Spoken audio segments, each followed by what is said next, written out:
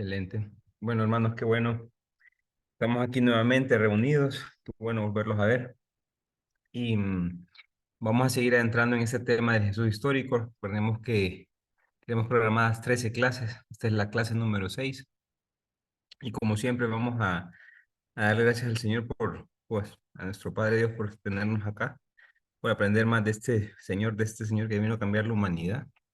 Que nos enseña muchas cosas y hoy vamos a seguir aprendiendo interioridades de cosas que no se explican tan claro en la Biblia, pero que ante un estudio un poco profundo podemos llegar a sacar conclusiones para nuestro beneficio, sobre todo para nuestro crecimiento y para podernos encontrar más con Dios, nuestro Dios Padre. En nombre del Padre, el Hijo y el Espíritu Santo. Amén.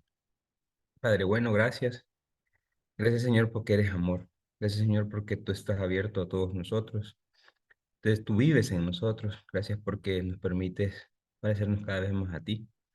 Permítenos, Señor, por medio de estas enseñanzas, de estas formaciones, poder abrir nuestra mente, nuestro corazón, que podamos tener acceso a todo lo que tú tienes para nosotros, que podamos aprender de este Hijo tuyo, de este Señor Jesús que vino a cambiar la vida, a cambiar la historia y a mostrarnos que desde la humanidad es cuando nosotros podemos hacer grandes cosas.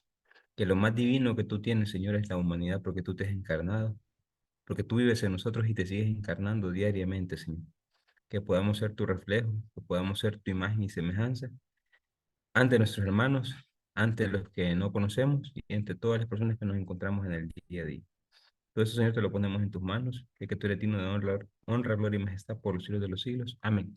En el nombre del Padre, del Hijo y del Espíritu Santo. Amén.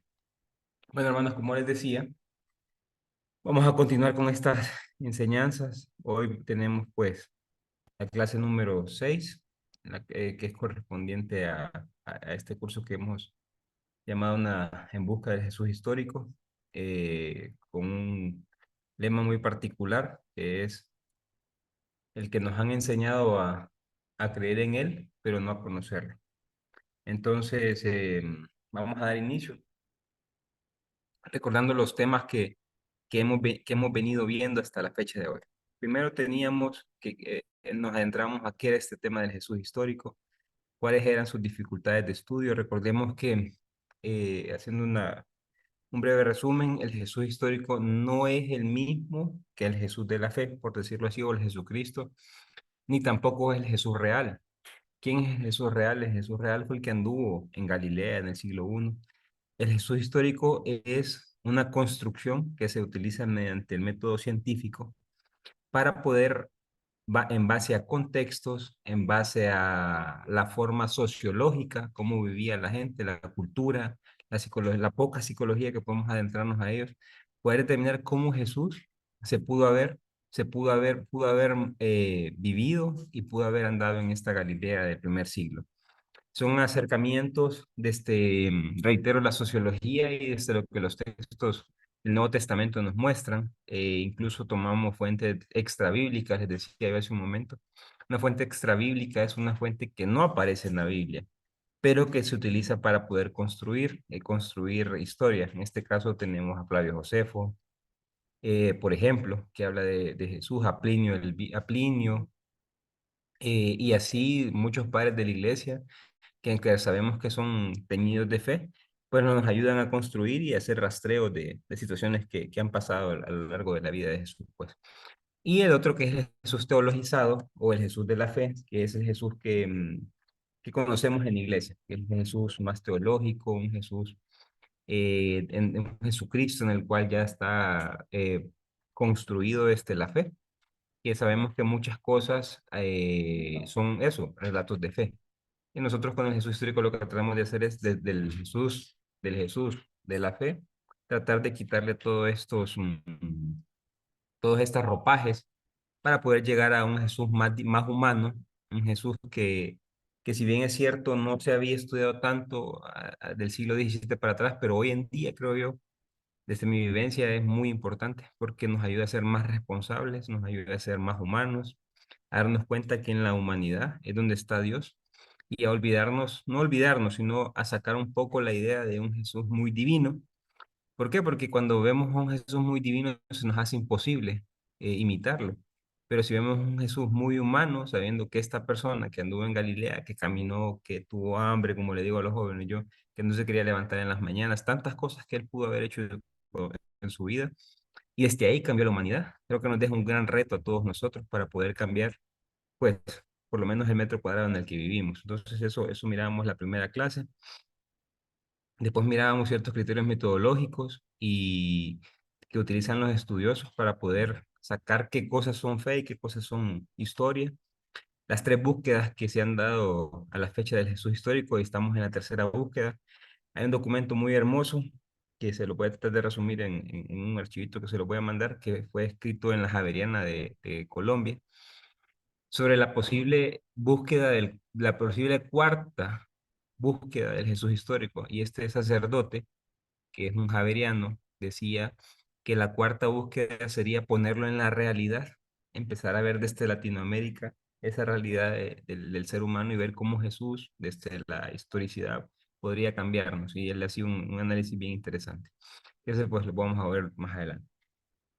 Miramos en la tercera clase cómo fue la concepción de Jesús, cómo pudo, los acercamientos pudo haber sido el nacimiento de Jesús. Ya miramos que los textos del Nuevo Testamento, pues de los 6.000, de los 7.600 versos más o menos que tiene el Nuevo Testamento, solo en dos versos se dice que había sido bajo intercesión divina. De ahí todos los demás aparece que ha sido hijo de José y María. Entonces nos poníamos, recordemos que en estos estudios nos quitamos los ojos nos quitamos los lentes de la fe.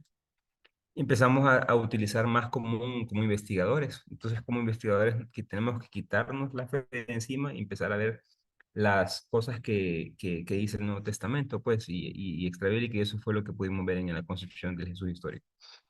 Luego miramos la genealogía, miramos por qué las diferencias, miramos 6 diferencias entre las genealogías de Mateo y de Lucas, y miramos cómo están, están impresas muchos mensajes teológicos, pero de muy, muy, muy poca historicidad. Y en la clase pasada podíamos ver la profesión de Jesús, cómo podíamos eh, asumir, como hacen los estudiosos con consenso, decir que Jesús era un ebanistero, era un artesano que manejaba piedra, madera, todo tipo de, lo que podría ser un albañil, por ejemplo, un albañil completo. Mirábamos también que probablemente pudo haber trabajado en Séforis, cómo la cultura de Séforis pudo influenciarlo desde las parábolas que él decía, por ejemplo, cuando hablaba de hipócritas o cuando hablaba de temas de construcción. Entonces podemos hacer acercamientos a entenderlo. Ahí también mirábamos la religiosidad de su tiempo, cómo María fue la principal, el factor fundamental para que Jesús pudiera entender un poco más de lo que era Dios en aquel tiempo. Recordemos que el niño pasaba a ser, pasaba al padre a la edad de los 13 años. Después de que cantaba el bar mitzvah, él pasaba a ser tutela del padre, o sea, enseñarle un oficio. Entonces, en esos primeros 12 años, con quien estaba ligado prácticamente era con María, pues con su madre. Interesante porque hoy los estudios nos muestran que esos primeros 6 años de vida son fundamentales en el ser humano, son los que marcan el ser humano. Y es ahí donde se ve lo grandioso que pudo haber sido María en su tiempo, porque gran parte de lo que Jesús fue por la crianza que pudo darle María. Y eso a mí me parece fabuloso. Pero bueno, eso ya son reflexiones propias. Y hoy vamos a ver cómo era la familia de Jesús, cómo estaba constituida, si tenía hermanos o no tenía hermanos, qué dice el Nuevo Testamento, por qué unos dicen que José era un viudo, otros dicen que José era un anciano, porque otros dicen que José era un casto, igual que María, de dónde vienen los hermanos. Entonces, vamos a adentrarnos en un estudio, reitero, exegético, desde la investigación, y vamos a ver qué son los pasajes que han dado puntapié a esta disputa que hasta el día de hoy a nivel de universidades y de teólogos, esto no hay nada o sea, el consenso grande es que Jesús tuvo hermanos, pero a nivel de nosotros, los de a pie, sí seguimos peleando todavía que si Jesús tuvo hermanos. Yo todavía los martes me toca apoyar a un hermano, un sacerdote, con unas preguntas y respuestas, y ahí pues se logra, bien interesante porque podemos ver cómo todavía cuesta entender estas cosas. No es que sean verdades, como decíamos, son hipótesis, pero el gran consenso de estudiosos nos muestra que Jesús sí pudo tener hermanos. Pero para nosotros los más, los de a pie, por decirlo así, somos el pueblo de Dios, nos cuesta creer ese tipo de cosas, pero para los estudiosos de universidades, maestros, esto es normal, eso ya no es tema de discusión. Pero vamos a ir viendo esos temas hoy. Y lo que nos quedan son Jesús en el templo de los 12 años, quién fue Juan el Bautista. Por cierto, Ariel va a dar una charla a finales de diciembre para Moria sobre Juan el Bautista. Va a estar muy buena seguramente. Este es interesantísimo, los diferentes proyectos que emprendió Jesús, que yo les decía que pues quisiera darlo presencial porque son 5 proyectos que emprende Jesús desde la humanidad de él, cuando él tiene una idea, y es interesante porque tiene una idea y es como, no es que Dios me está diciendo otra cosa, entonces deja eso y agarra otra y ahí va, es hermosísimo entender la conciencia de Jesús. Vamos a ver también las diferentes corrientes mesiánicas, porque qué tipo de Mesías fue Jesús y si era igual al de los judíos. Y ahí nos preguntamos por qué los judíos no siguen a Jesús. Entonces vamos a tratar de hacer acercamientos a eso, vamos a ver el bautismo de Jesús y por último, Jesús como predicador apocalíptico, esa gran corriente que influyó entre los siglos 2 antes de Cristo y siglo 2 o 3 después de Cristo, en el cual se consideraba que el fin de los tiempos estaba inminente. Entonces, eso más que todo son los temas que vamos a ver en este curso, ¿verdad? Ya hemos visto 6 con el día de hoy. Como les decía, hay 2 textos en el Nuevo Testamento que son los que hacen dudar de que probablemente Jesús haya tenido hermanos o no haya tenido hermanos. Ya sabemos que para Marcos, para el evangelista Marcos, perdón, vamos a empezar desde atrás. Para Pablo, el primer escritor del Nuevo Testamento, Jesús sí tuvo hermanos. Eso no es disputa.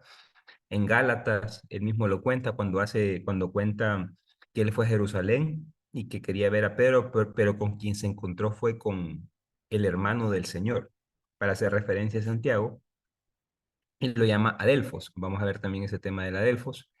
Si nos vamos a, ese fue Marcos, si nos vamos a un historiador externo como Flavio Josefo, también nos cuenta que Santiago, el hermano de Jesús, dice él, fue asesinado por el sacerdote Anás en el año 60, ahí en Jerusalén, cuando Santiago fungía en las labores de presbítero, perdón, del obispo de Jerusalén. En ese tiempo no se le llamaba obispo, sino que se le llamaba encargados. Pero Flavio Josefo también nos cuenta del Adelfos, o sea, del hermano carnal de Jesús. Pero, ¿qué encontramos en el Nuevo Testamento? En Juan también vemos que no tiene problemas para decir que Jesús tuvo hermanos. Y surgen 2 situaciones, en el Evangelio de Mateo y en el Evangelio de Lucas, que son los que vamos a estudiar hoy. Hay un texto en el Evangelio de Mateo que dice que José y María no tuvieron relaciones sexuales hasta que dio a luz. Ese es en el Evangelio de Mateo y eso lo podemos ver en el siguiente texto. Mateo 1:25 dice que se despertó José del sueño y tomó consigo a su mujer y no tuvo relaciones sexuales con ella hasta que dio a luz a Jesús. Si ustedes se fijan, este hasta que nos hace pensar muchas cosas. Si nos quitamos como les digo, toda la idea de fe, este hasta que, desde la perspectiva de una persona que no tiene sentimientos por el texto, lo que dice es, después sí. Entonces eso ha hecho pensar que sí, probablemente José y María tuvieron relaciones sexuales después del nacimiento de Jesús, entendiéndose a Jesús como el hermano mayor. Miren lo que después el texto de Mateo nos vuelve a decir algo que ya nos había dicho Marcos. En el texto de Mateo, en el capítulo 3, en los versos 55 y 56, que es el paralelo de Marcos 6, cuando dicen que los parientes de Jesús andaban buscando a Jesús porque creían que estaba loco, vinieron a su patria, les enseñaba en sus sinagogas, de tal manera que decían maravillados, ¿de dónde viene esta sabiduría y esos milagros? ¿No es este el hijo del carpintero, para hacer referencia a José? ¿No están acá su madre y sus hermanos? Y nos dan el nombre de los hermanos, que ya nos lo había dado Marcos también, que le dice que son 4 hermanos varones: Santiago, José, Simón y Judas. Ese texto en griego, recordemos que nosotros Recordemos que nosotros utilizamos el castellano, pero en griego dice adelphos. Adelphos significa hermano carnal. En el Nuevo Testamento, adelphos se utiliza de dos maneras, y ya lo vamos a ver. Uno es hermano carnal y otro es hermano de religión. Pero vamos a ver por qué hermano de religión no nos funciona en estos casos. ¿Por qué? Porque significaría que los hermanos los que lo seguían no creían en él. Ya vamos a ver esos textos, pierden significado muchos versículos. Como podemos ver, Mateo agarra el texto de Marcos, igual para Mateo, pues que Jesús haya tenido hermanos es muy común. En el capítulo 13, 55, 57, 58, perdón, afuera se presentaron sus hermanos, su madre y sus hermanos tratando de hablar con él. Pero él le respondió, ¿quién es mi madre y mis hermanos? Y extendiendo la mano hacia sus discípulos dijo, todo aquel que cumpla la voluntad de mi Padre celestial es mi hermana, mi hermano y mi madre. Para mostrar cómo el texto de Mateo sigue como con gran normalidad. O sea, vienen los hermanos de Jesús, se presentan, creen que estaba fuera de sí, lo quieren llevar, y es un texto en el cual muestra cómo esa nueva, el texto de base lo que está mostrando es que la familia, o sea, para formar parte del movimiento de Jesús, no es como lo hacían los judíos del primer siglo, que había que ser de la misma tribu, de la misma descendencia para poder ser, no. Aquí todo el que cumple la voluntad de Dios Padre es mi madre, mi hermano y mi hermana, dice Mateo. Imagínense, Mateo dice hermana.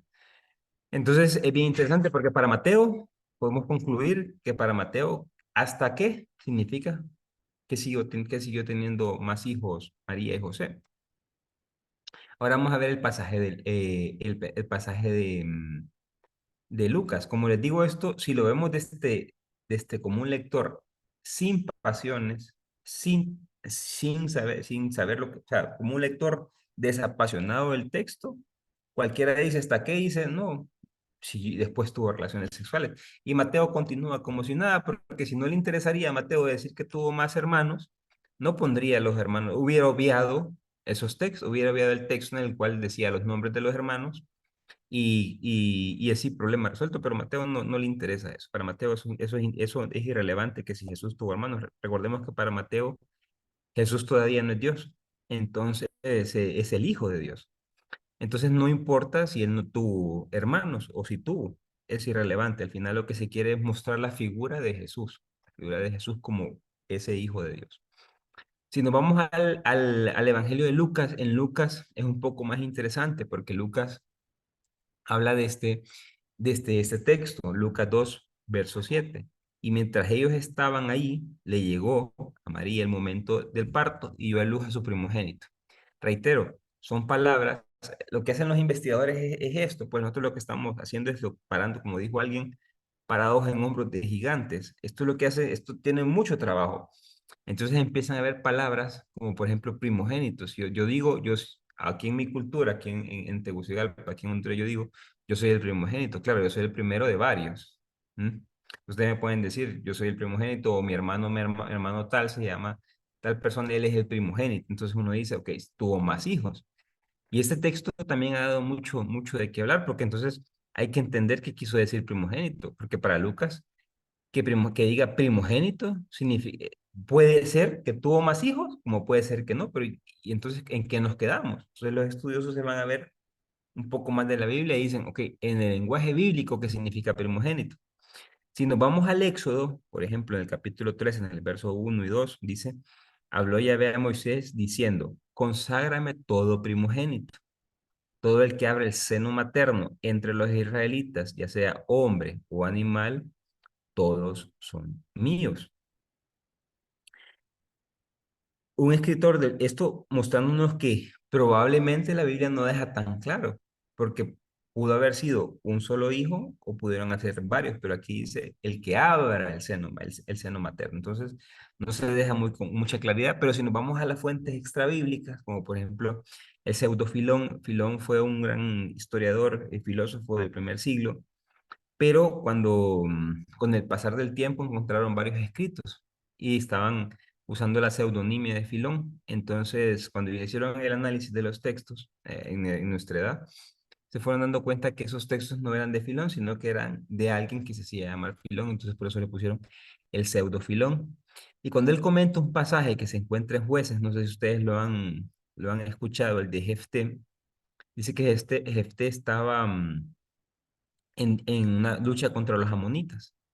Y dicen que, pues como nosotros también los cristianos a veces venimos y decimos, Dios mío, si tú me ayudas a superar esta enfermedad, yo te doy tal cosa. O si de repente, como dice el Padre Ovidio, si mi matrimonio se salva, yo voy a la iglesia. Pues Jefté, no sé si han escuchado ese pasaje, a mí en la maestría me tocó explicarlo, es bien interesante porque Jefté, cuando está lucha con los amonitas, le dice a Dios, si tú me haces ganar esta lucha, cuando yo llegue a mi casa, la primera persona que me salga, lo primero que me salga a saludar, yo lo voy a decapitar, lo voy a matar. Él pensando que probablemente le salía un animalito o algo. Pues Jefté ganó y cuando se fue de regreso a su casa, la primera persona que le sale al encuentro es su hija, su única hija. Entonces Jefté se desgarra las vestiduras y ni modo, él le cuenta a su hija que tiene que cumplir la promesa que le hizo al Señor. Dicen que esta niña se fue, era la primogénita y era virgen, por sobre todo. Pues recuerden que morir virgen para un judío era la maldición. Entonces ella le dice, déjame irme a llorar mi virginidad con mis amigas, se va, hace lo que hace allá las oraciones y todo lo que tiene que hacer en los días, regresa, Jefté cumple su promesa y la deja. Entonces dice este pseudofilón que era su primogénita.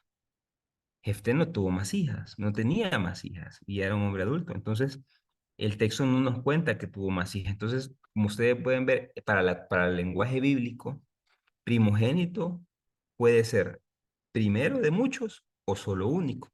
¿Me entienden? No sé si le ven la lógica. Entonces, tenemos que entender un poco más, ¿eh? Como les digo, para la mentalidad judía, la hija de Jefté era primogénita. Entonces, primogénito significa dos cosas para la mentalidad judía: el mayor de varios o el hijo único. Aquí nos encontramos nuevamente en un dilema. Entonces, para Lucas, ¿qué significa primogénito? Porque si significa el mayor de varios, pero si vemos en el texto, si vemos en el Nuevo Testamento que primogénito, perdón, en el Antiguo Testamento que primogénito significa único, entonces todavía no sabemos, tenemos que entrarnos al Evangelio de Lucas y ver qué significa para Lucas. Miren lo que dice Lucas 8:19. Se presentaron de él su madre y sus hermanos, pero no podían llegar hasta él a causa de la gente. Eso nos cuenta en el Evangelio de Lucas. Cuando vuelve a decir hermanos, el texto que utiliza es adelfos, para mostrarnos el mismo pasaje de Mateo 13 y de Marcos 6. Como sabemos que Lucas compone lo que se conoce como la obra lucana, que incluye Hechos de los Apóstoles, después de la muerte de Jesús, cuando ya vienen bajando al cenáculo, dice que en Hechos 1:13 y Hechos 1:14, dice que todos perseveraban en oración con un mismo espíritu en compañía de algunas mujeres, de María, la madre de Jesús, y de sus hermanos. Entonces, para Lucas, eh, y en este pasaje hay cuatro grupos, hay tres grupos de personas.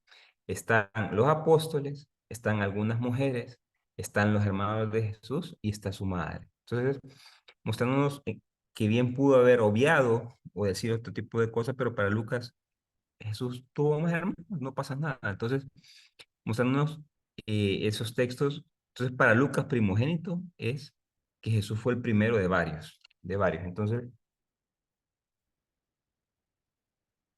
Lucas, como Lucas y Mateo, no tienen problema, al igual que Marcos y al igual que Juan.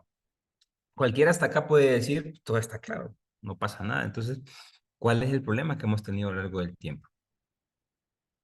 El problema ha sido el siguiente.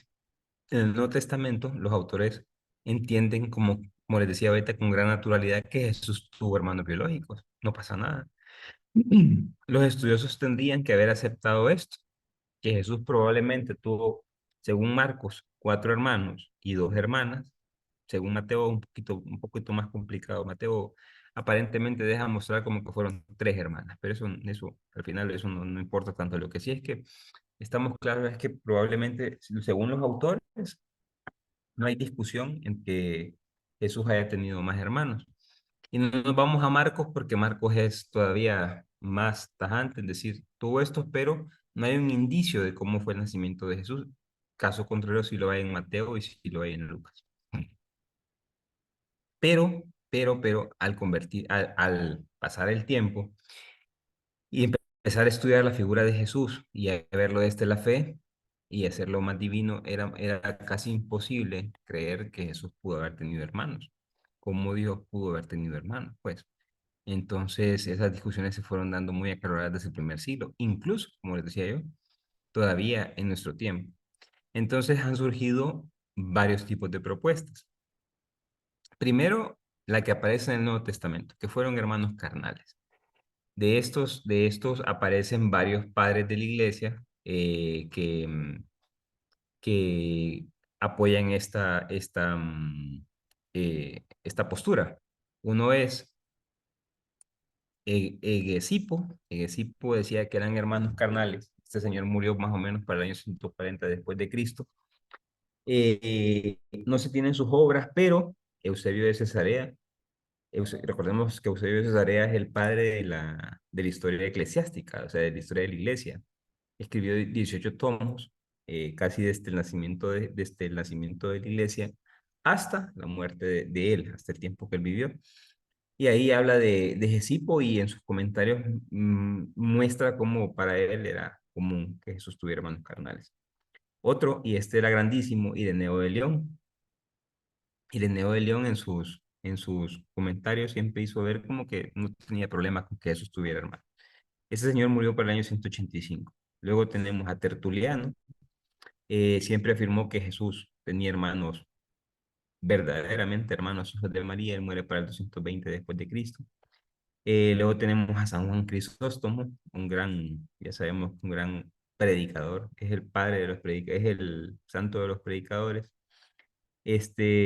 Crisos, que significa oro, y tomo, que significa boca, entonces le decían boca de oro. ¿Por qué? Porque tenía una gran facilidad para poder predicar.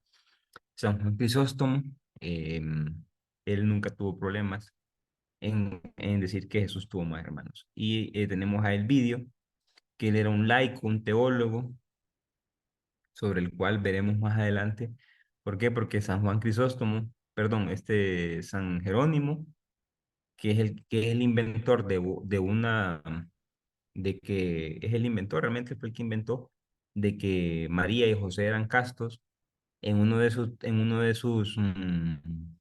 escritos va y arremete contra el vídeo, y lo vamos a ver en un momento. Y le pega una zarandeada y dice que él habla de que Jesús tuvo más hermanos.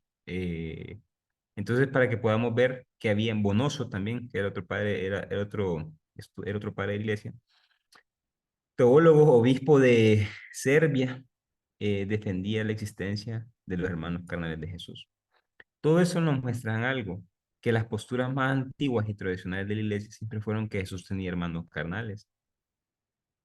Estos autores hablan como que si toda la iglesia de aquel tiempo lo diera por hecho. Entonces, cuando uno le dice, como a mí me ha dicho muchas veces, no es que usted no es verdadero católico porque no sigue la tradición. Pues si ya me quiero ir por la tradición, me puedo ir por estos padres de la iglesia y afirmar que Jesús tuvo más hermanos. Esta es la tradición más antigua que hay. Con el pasar del tiempo, se fueron dando nuevas propuestas. ¿Por qué? Porque, reitero, la imagen de Jesús se fue divinizando más, y entonces era inconcebible que Jesús pudo haber tenido hermanos. Perdón, no tanto que Jesús pudo haber tenido más hermanos, sino que la imagen, y esto quiero dejarlo claro, la imagen de María se fue divinizando, el culto a María fue creciendo. A veces no nos molestaría que Jesús tuviera más hermanos, lo que molesta es que María haya tenido más hijos. Entonces empezaron a surgir nuevas hipótesis, como por ejemplo la hipótesis de los medios hermanos. Como les digo, esto fue bien temprano, ya por los años 150. Después de Cristo se produjo un cambio, y es empezar a ver en la piedad cristiana, dentro de la piedad cristiana, la virginidad como virtud. Entonces, como el culto de María ya estaba un poco crecido en aquel tiempo, ya estaba empezando a dar forma, entonces se pensó que María, al ser la madre de Dios, debía ser virginidad para siempre, pues no tener hijos. Entonces empezó a crear esta idea. Entonces aquí surgen nuevas hipótesis, que los hermanos de Jesús eran medios hermanos, o sea, hijos solos de José. Como hemos escuchado que a veces José era un viudo, ya vamos a ver de dónde sale ese texto, que, que José era un viudo y tenía varios hijos, y cuando se casó con María, María fue madre adoptiva de los otros hijos, de los otros hermanos de Jesús, de los otros hijos de José. Esto queda reflejado en un evangelio apócrifo. Reitero, es un evangelio apócrifo.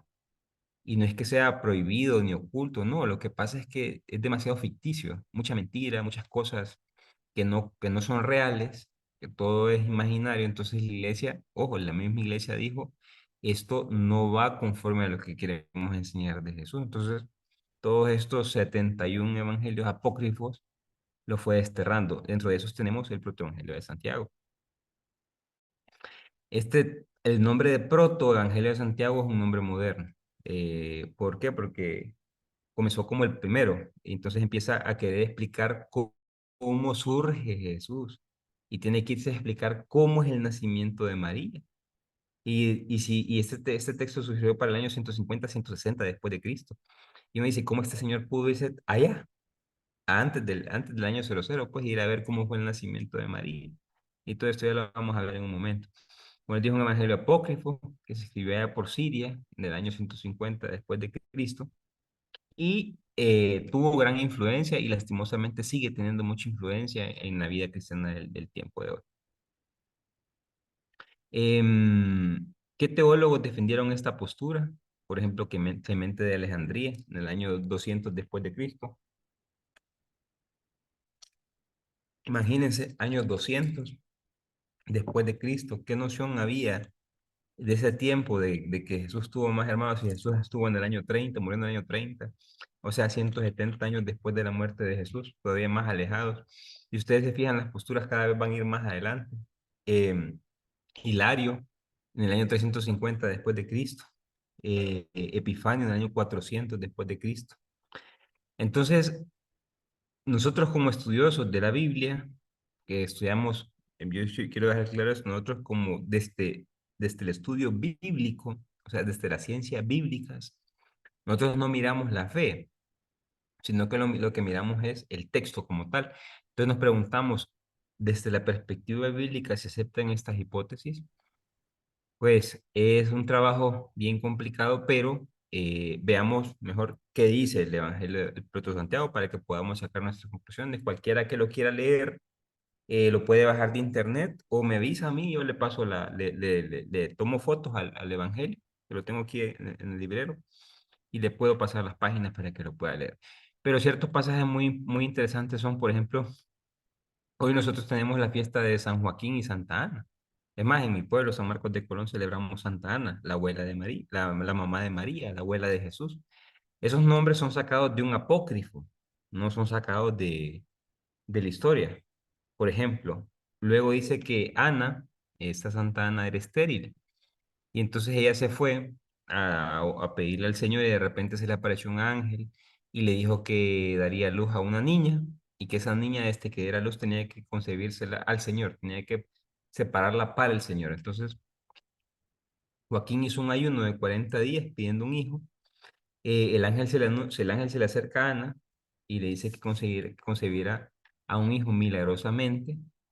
Entonces, el nacimiento de María es un hecho sobrenatural. Dicen que cuando Ana estaba cerca de la luz, se metieron en un cuarto, de repente hubo un destello de luz y ¡pum! Apareció María. Entonces fue un hecho sobrenatural, no tocó vientre, no tocó pelvis, no tocó nada, sino que fue milagroso. Eh, Dice que ya aquí, perdón, aquí hay un error, estas son las primeras que los esposos se encuentran, se cuentan, aquí fue un error mío, se cuentan y 9 meses después aparece María. Otra cosa que dice el protoevangelio es que María comenzó a caminar a los 6 meses, que no pisaba el suelo para no contaminarse, sino que habían angelitos que la llevaban, que la llevaban chineada caminando. Esto es realidad, lo pueden leer, no hay problema. Tampoco tocaba cosas impuras a los 3 años. Eh, mm, Ella se miraba cómo se distanciaba del resto de los mortales. En ese tiempo, ella fue consagrada al templo de Jerusalén para que estuviera solo con los sacerdotes. que el sumo sacerdote se encargó de ella también. Dice que no comía comida terrestre, sino que un ángel venía del cielo y lo alimentaba. Entonces, como podemos ver, son hechos bastante irreales, bien ficticios. Aparte de eso, que tendríamos que pensar un montón de cosas del nacimiento de María. Que a los 12 años también el sacerdote decide casarla porque ya era el tiempo. Recordemos que en el siglo I la tasa de vida era de 35, 45 años, el máximo 45 y el que es bien cuidado llegaba a los 60 como dice el Salmo, pero el promedio de vida 45, hoy nuestro promedio de vida es 75, 80 años. En aquel tiempo era 35, 40 años. Entonces a los 12 años tenían que casarse las niñas y los varones a los 16. Entonces a los 12 años el sumo sacerdote decide encontrarle un esposo, reúne a todos los viudos de la ciudad, los mete al templo, los mete a orar y él pensaba que Dios iba a mostrar de alguna u otra manera quién iba a ser el indicado. Entonces pasaron todos los viudos y de repente José era el último, se mete a la iglesia, al templo, perdón, a orar y cuando sale un pajarito, ¡pum!, una palomita se postra en el, ahí está en su bar. Entonces ahí el sacerdote supo que era con José que tenía que casarla. José se niega a casarse porque era muy viejo, aparte que tenía otros hijos y sería objeto de burla, pero el sumo sacerdote lo amenazó con terribles castigos. Con este anciano viudo se casó María, por eso, pero no es su esposo, sino que se le entrega nada más y le dice al sacerdote, no la vas a tocar, solo la vas a custodiar, la vas a proteger, igual tu edad no te da para todo lo demás, entonces tienes que custodiarla nada más. José tenía otros hijos del primer matrimonio y se los llevó a vivir con María. Por eso es ahí cuando el Nuevo Testamento habla de los hermanos de Jesús. Como ustedes pueden ver, este apócrifo de Santiago lo que muestra son hechos bastante irreales. Todo para defender la virginidad de María y mostrar que María era un ser sumamente especial. Como podemos entender, nada de eso pasó. María probablemente vivió en Galilea, nunca, no vivía en Jerusalén. Pareciera que Ana y Joaquín eran adinerados de mucho dinero y podían hacer todas estas cosas. Sabemos que María fue de condición muy pobre. Eh, el Nuevo Testamento y no hay fuentes extrabíblicas fidedignas que nos digan que sus papás se llamaban Ana y Joaquín. María no era de Jerusalén, probablemente de Galilea, en Nazaret.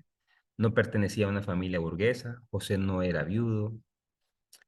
Y como les dije al inicio, lastimosamente este libro ejerce mucha influencia en la Iglesia Católica todavía al día de hoy. Todavía hay gente que prefiere creer en el apócrifo que creerle al Nuevo Testamento. Claro, porque defiende una virginidad de María, casi celestial, pues. Y ahí es donde se dice que María era separada. Hay un montón de cosas que se empiezan a surgir, pero surgen de este protoevangelio, pues, de este apócrifo. Entonces aquí donde se separa la idea de hermanos biológicos para decir son medios hermanos. Pero hoy la exégesis, hoy los estudiosos, hoy nadie, absolutamente nadie estudioso toma en cuenta el evangelio, el protoevangelio de Santiago como un hecho real. Entonces se ve que son hechos ficticios, teñidos de mucha fe, pero sobre todo de una devoción por salvar la virginidad de María y por mostrar que Jesús no pudo tener hermanos. Entonces, como les digo, estos textos, perdón, y el Evangelio de Tomás en el año 160, al igual que el Evangelio de Pedro, que hablan de la misma leyenda, no son tomados desde la perspectiva histórica, e igual a nosotros no nos sirve. Entonces, como podemos ver, son dos posturas, la de hermanos carnales, la de medio hermanos, pero surgió otra también, y esta fue la de San Jerónimo, la postura de los primos de Jesús. Esta propuesta fue tomada por San Jerónimo y ojo, yo he visto predicadores todavía al día de hoy predicando desde esta postura. ¿Y cuál es esta postura de San Jerónimo? Recordemos que San Jerónimo fue un gran erudito de la Iglesia Católica, un gran pensador. Él fue el primero en traducir la Biblia al latín, del griego al latín. Conocía muy bien los pasajes de la Biblia. Fue una persona con una altura moral impecable, una persona con mucho poder en la Iglesia. Entonces, nos preguntamos por qué San Jerónimo hizo esta propuesta. Como reitero, San Jerónimo conocía muy bien la Biblia. Entonces él conocía la hipótesis de los medios hermanos, pero a él le interesaba algo más. y era salvar la virginidad en José. ¿Por qué? Porque la iglesia en sus inicios mostró, quiso darle fuerza a la idea de la castidad y él quería mostrar que era mejor estar solo que estar casado. No sé si era para atraer más vocaciones sacerdotales, no sé, qué sé yo, no sé. Pero él quería mostrar esa hipótesis, como que la castidad era muy importante. Bueno, digo, quería estimular la castidad en los jóvenes. Y en el año 383 escribió sobre la perpetua virginidad de María. Entonces, esta propuesta de San Jerónimo, padre de la iglesia, postuló lo siguiente. Postuló lo siguiente en un escrito, que María y José no eran verdaderos esposos, es decir, ambos eran castos, que los hermanos de Jesús no eran hermanos, sino primos, pero llamaban a María tía, llamaban a María mamá, pero porque eran hijos de una hermana de María, que nos habla el Evangelio de Juan, de la hermana de María, que según se llamaba también María. ¿Por qué? Porque él decía que en hebreo no existe la palabra hermanos como tal, como hermano de sangre, sino que hermanos tiene varios significados y se utiliza como familiares hasta la cuarta, quinta generación. Entonces, él decía, en el Antiguo Testamento nosotros no tenemos, perdón, en el Antiguo Testamento lo que se utiliza es, que es una palabra hebrea para decir primos en vez de hermanos. Entonces se refiere a mis hermanos de sangre, a mis sobrinos, a mis primos, a los hijos de mis primos y así pues sucesivamente a mis nietos. Entonces, él dice, no, es que esto es una mentalidad bíblica, entonces tiene que ser así. Y con esto lograba salvar la castidad en José y María, y él decía, es mejor estar soltero que estar casado. Entonces, brinda 8 ejemplos en el Antiguo Testamento, que ustedes lo pueden leer ahí en su casa después, de cómo muestra personajes, por ejemplo, Abraham y Lot, que sabemos que Abraham era el tío de Lot, y lo muestra como hermano. En Génesis 13, Génesis 14, Génesis 14, 16, lo mismo Abraham y Lot. En Génesis 29, 15, que es Jacob y Labán. En Levítico 10, 4, Nadab y Abihú, que son los sobrinos de Misael. En Primera de Crónicas 23, 22, la hija de Eleazar y los hijos de Kish, que esos eran primos entre sí. 8 textos en los cuales nos muestra que se mencionaba el término, el término hermano para hablar de hermanos de sangre, medios hermanos, sobrinos, primos. Entonces, dice San Jerónimo que es la misma aplicación que utiliza el Nuevo Testamento. Como sabemos, San Jerónimo tenía una gran autoridad dentro de la iglesia y esta propuesta agarró mucha forma. Fue una propuesta que sonó mucho, al día de hoy, como reitero, muchos predicadores la siguen utilizando y está postulada por la iglesia, pues. Entonces, no hay problema en eso. Y como les digo, más tarde la hipótesis fue aceptada por los cristianos, incluyendo nosotros, muchos del siglo XXI. Yo la he escuchado muchas veces, pero como toda postura se le tiene que hacer críticas. ¿Qué crítica se le puede decir a San Jerónimo? Que si bien es cierto, en el Antiguo Testamento no existe la palabra hermano, y en hebreo específicamente no existe la palabra hermano, pero el texto del Nuevo Testamento está escrito en griego, y en griego sí aparece la palabra hermanos. Por ejemplo, en griegos para hablar, imagínense cómo es de exquisito el griego, que por ejemplo, aún así que es limitado, el griego, el koiné, que es el del Nuevo Testamento, hermanos significa delfos, primos se dice anepsios, y parientes singuenés, porque el griego distingue perfectamente estos 3 significados. Y, por ejemplo, en Colosenses 4:10, cuando habla de Bernabé y de su primo Marcos, él utiliza anepsos. Recordemos que Marcos, que fue el autor, que probablemente fue el autor del Evangelio de Marcos, era primo de Bernabé. Y cuando el escritor de Colosenses, que probablemente fue Epafras, menciona a Bernabé y Marcos, él dice que eran primos, o sea, anepsios. Otro pasaje, Lucas 1:36. Nosotros siempre hemos escuchado que María y Isabel fueron primas, ¿no? El texto dice parientes, y parientes en griego es síngenes. Entonces, como ustedes pueden ver, ellos siempre, en el griego se puede sacar esas diferencias sin ningún problema. Entonces, cuando el Antiguo Testamento no podemos ponerlo a un mismo nivel el hebreo con el griego, porque en el hebreo pues no hay diferencia, en el griego sí.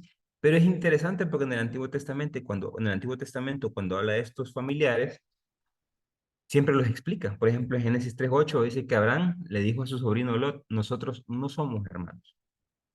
Y también aclara que Lot era hijo de Harán.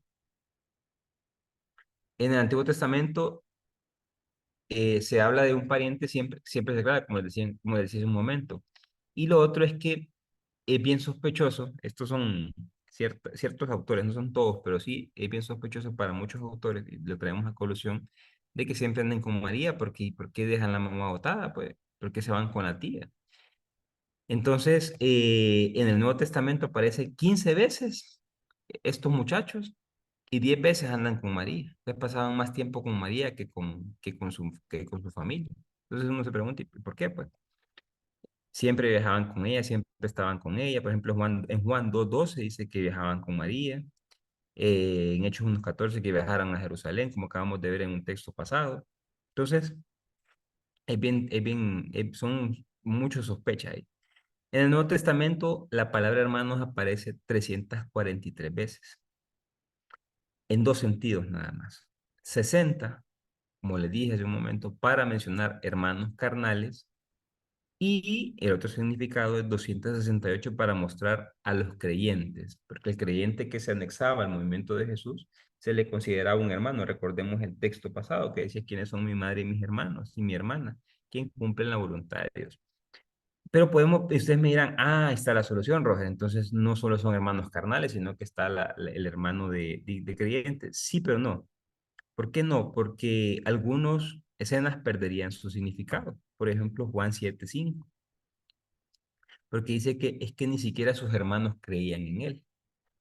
Y Jesús, que estaba trayendo un movimiento pequeño, estaba fundando un movimiento, no fundando, sino queriendo crear esta especie de renovación al judaísmo, no se podía dar el lujo de que nadie creyera en él. Pues. O sea, no sé si me entienden la lógica de decir que los seguidores no creían en él. No es así. Entonces, esos textos, si utilizamos el término hermano para creyentes, muchos textos del Nuevo Testamento no funcionarían. Entonces, por eso dicen los autores que estos textos se tienen que utilizar más desde el sentido carnal, porque si no, por ejemplo, este texto, como muchos más, perderían el significado, porque ¿qué sentido tiene que un seguidor del maestro no cree en él? Entonces, ¿para qué lo sigue, pues? Entonces, por eso les digo, no tienen sentido, pero hay una postura que la desarrolla muy bien Ariel Álvarez Valdés, y no solo él, sino que también la desarrolla John Mayer y también la tiene Antonio Piñero, que es que hay un fundamento sociológico del cual, para mí, ¿verdad? Deja sin refutación el hecho de que haya gente que siga creyendo que Jesús no tuvo hermanos. ¿Cuál es ese fundamento sociológico que nos puede ayudar? Es que en aquel tiempo, cuando moría el padre de familia, el hijo mayor se hacía cargo de los deberes de la viuda. Y José seguramente había muerto cuando Jesús era adolescente. Entonces, si supuestamente Jesús era hijo único y José había muerto, María era viuda y quedaba a cargo de Jesús. Y si Jesús deja a María para irse a predicar y mostrar el amor de Dios, dejando a María, recordemos lo que le pasaba a las viudas. Las viudas tenían dos caminos. Uno era pedir limosna y la otra era prostituirse. Entonces, si Jesús hubiera hecho eso, literalmente su mensaje era de un incoherente, porque predicaba el amor al prójimo, pero a su madre la deja botada para que vaya a pedir limosna y para que vaya o a prostituirse. Entonces, ese fundamento es bastante de peso para entender que Jesús pudo hacer eso porque atrás de él venía Santiago y atrás de él podían más hermanos cubrir las necesidades que él no podía hacer. Entonces, ahí todo se aclara, el panorama se esclarece y muestra a un Jesús que pudo hacer lo que hizo, incluso tener hermanos y dejar a su madre con sus demás hermanos, con sus otros cuatro hermanos, para que pudieran mantenerla a ella y a sus hermanas. Entonces, no sé, no, mi idea no es convencerlos, la idea mía es traer los textos del Nuevo Testamento, fuentes extrabíblicas, ver lo que dicen los primeros padres, ver lo que dice la tradición y que ustedes de aquí en adelante puedan sacar un resumen o una, como les decía hace un momento, algo que pueda ayudarles a ustedes como personas. Aquí alguien hizo un cuadro de lo que sería la familia de Jesús, según el Nuevo Testamento. Ojo, según el Nuevo Testamento, cómo hubiese sido la familia de Jesús. Tenemos aquí al hermano mayor Jesús, tenemos a Santiago, tenemos a José, tenemos a su hermana, tenemos a Judas, a su otra hermana y Simón. Este es el texto, esto es basándonos en los evangelios de Marcos y de Mateo. Perdón, Marcos, Mateo y Lucas. Entonces, es muy interesante este tema. Como les digo, cada quien puede, si le parece creer, si no, pues seguir creyendo que Jesús no tuvo hermanos. Eso no es problema. Aquí me gustaría dar una reflexión a mí personal. A mí me sirve mucho entender, creer que Jesús sí tuvo más hermanos porque entre más descubro yo la humanidad de Jesús, más realizable se hace en mí la figura de él. ¿Qué quiero decir? Se me hace más fácil imitarlo. ¿Por qué? Porque si Jesús nació de como vimos en la concepción de cómo fue su concepción, si nació de una relación sexual con María y José, si Jesús tuvo hermanos, si Jesús sentía las mismas cosas que yo sentí, que yo siento, a mí se me hace realizable lo que él hizo. Pero si Jesús nació por acción así, sin partos, o sea, si Jesús nació de una madre que estaba preconcebida, si Jesús tuvo hermanos, si Jesús o sea, hacía tantas cosas, caminaba sobre las aguas, si Jesús era tan divino, a mí se me hace muy difícil imitarlo. Y como seguidor de él, yo no podría ni parecerme a él ni por cerca, porque para mí lo más fácil sería, es que soy humano. Entonces creo que el Jesús histórico nos ayuda a nosotros a ser más responsables con nuestra vida principalmente y con nuestro alrededor. Poder sacar conclusiones, a mí darme cuenta que Jesús tuvo hermanos, para mí, yo lo decía en ese momento, y que me liberó mucho, una creencia que me permite darme cuenta que Jesús desde su humanidad hizo muchísimas cosas. Él cambió el mundo, pues, o sea, partió de la historia, siendo un humano más. Y eso me deja a mí con una vara muy alta, pero sé que es realizable. No espero cambiar el mundo, pero sí por lo menos mi mundo y esa humanidad que él mismo nos mostró. Entonces, como les digo aquí, cada quien es libre de creer lo que quiera. Yo no tengo problema en eso. Mi intención, mi trabajo es traerles las fuentes de lo que hoy se estudia, lo que se estudia en la actualidad hoy, y ya de aquí para allá, pues cada quien tomará su camino como mejor le funcione. Entonces, vamos a dar gracias al Señor porque terminamos esta clase, porque aprendimos un poco más, porque, pero yo los dejé con dudas, con ganas de seguir estudiando y que podamos ir viendo esa humanidad de Jesús, que creo yo que hoy es muy importante, muy necesaria para esta realidad que se requieren hombres de valor, hombres muy responsables para cambiar la sociedad, para cambiar el mundo en el que vivimos, pero sobre todo nuestro mundo y nuestra familia. Padre, bueno, gracias Señor, gracias por este día, gracias por esta clase, gracias por estos hermanos que pudieron reunirse, por los que verán el video después, Señor, por todas nuestras dudas también te las ponemos en tus manos, Señor.